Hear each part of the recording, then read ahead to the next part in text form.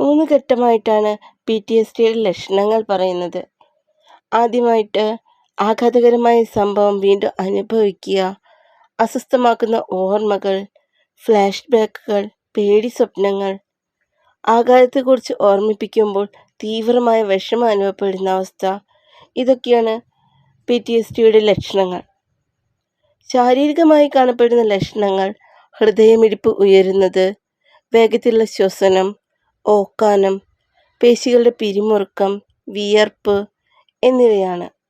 രണ്ടാമത്തെ ഘട്ടത്തിൽ അവരനുഭവിക്കപ്പെടുന്നത് ഒഴിവാക്കൽ, മരവിപ്പ് അങ്ങനെയൊക്കെയാണ്.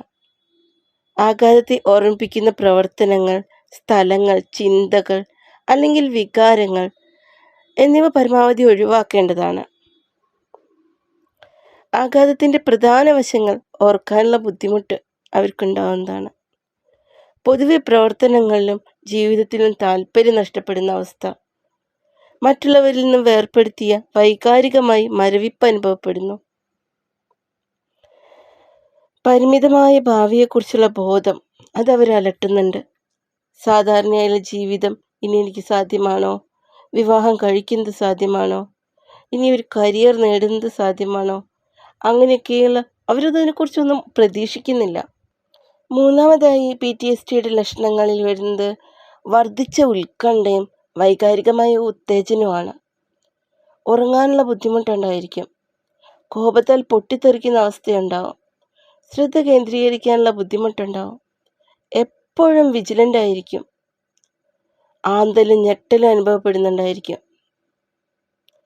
മറ്റ് സാധാരണയായി കാണപ്പെടുന്ന ലക്ഷണങ്ങൾ ദേഷ്യം, കുറ്റബോധം, ലജ്ജ, സ്വയം കുറ്റപ്പെടുത്തൽ, ലഹരി വസ്തുക്കളുടെ ദുരുപയോഗം, അവിശ്വാസത്തിൻ്റെ വികാരങ്ങൾ, വിഷാദവും നിരാശയും, ആത്മഹത്യാ ചിന്തകളും വികാരങ്ങളും, സ്വയം അന്യനാണ് എന്ന വിചാരത്തിൽ ഏകാന്തത അനുഭവിക്കുക, പിന്നെ ശാരീരികമായ വേദനകൾ.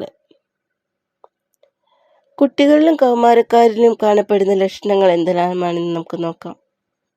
മാതാപിതാക്കളിൽ നിന്ന് വേർപെടുത്തുമോ എന്ന ഭയം, മുൻപ് നേടിയ കഴിവുകൾ നഷ്ടപ്പെടുന്നു,